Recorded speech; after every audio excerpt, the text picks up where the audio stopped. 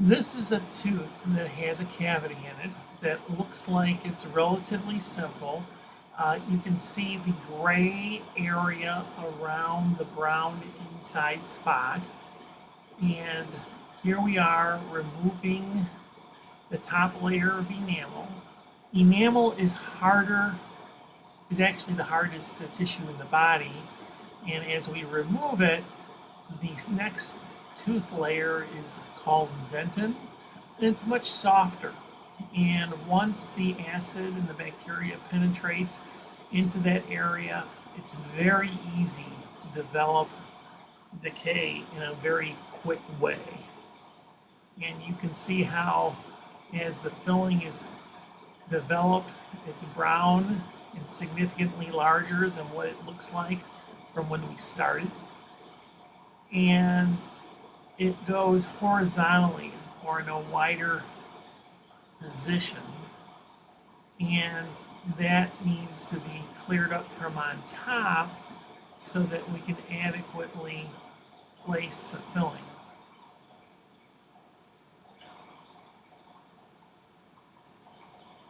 That's about 2 millimeters deep,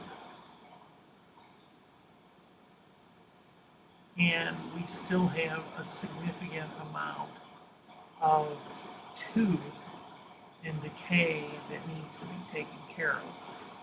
Now, teeth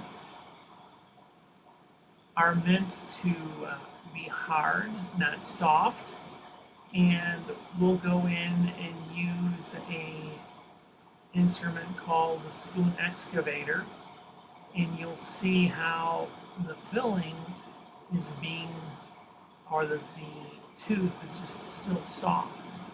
So we'll need to go in and continue to remove the tooth colored material. It's colored brown, not tooth colored, but the brown decay. This is a round burr, and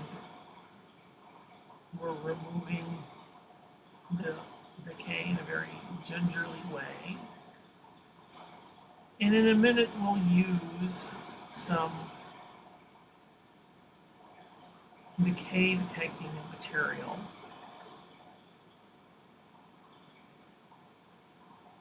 To make sure that it's all out. Now we're probably about maybe 3 millimeters into the tooth now.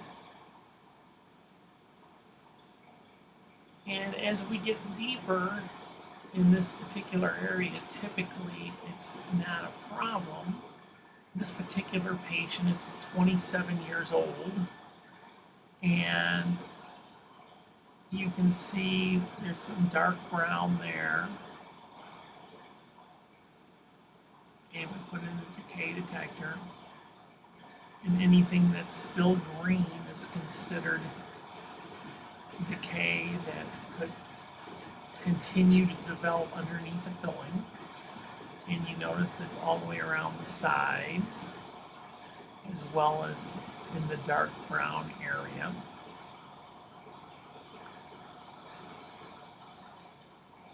And so this is a diamond burr that allows us to remove the decay at the dentin enamel junction, right where the dentin and the enamel come together, is very susceptible to the decay right there. We're removing some. Continuing on, so you really have to be sure to get that out, otherwise you will find that your fillings won't last very long.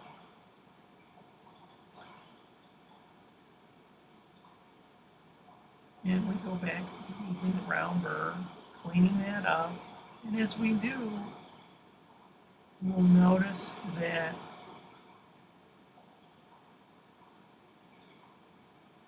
there's a little space there.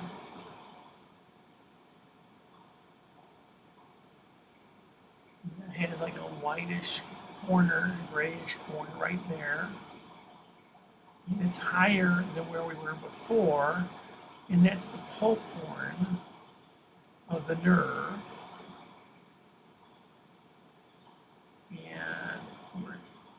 looking at that there's no bleeding. And we'll take an instrument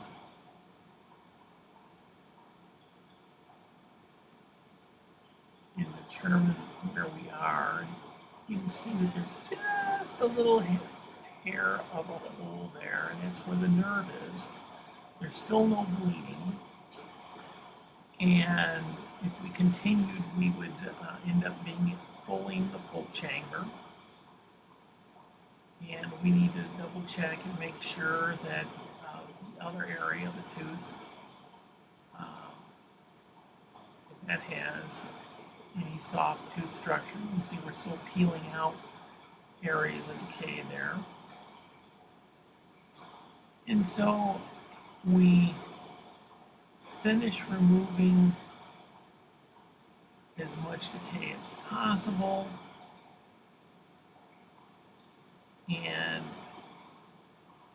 we will come back and put in a dressing. Different people use different things for pulp caps. The most popular and traditional is some sort of calcium hydroxide.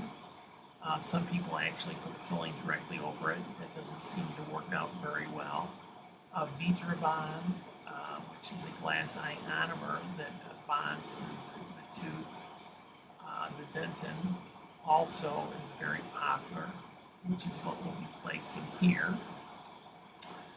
And we'll go ahead and place a layer of the Vitrabond.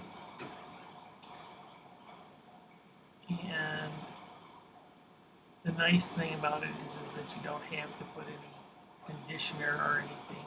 Once it's clean, you can put the Vitrabond directly there, light cure it, come back and clean up the sides, and then put in your normal filling.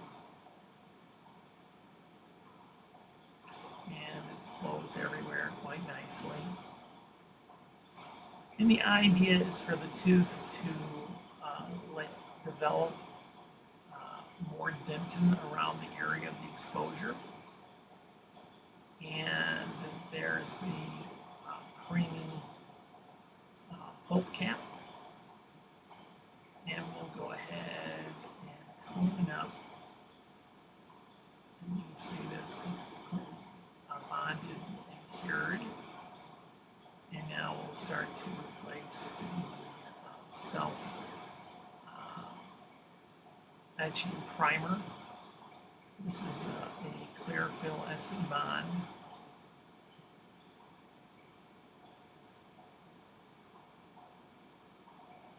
Which has been very successful in my hands. Some people feel that there's more staining around the margins. I haven't found that to be the case.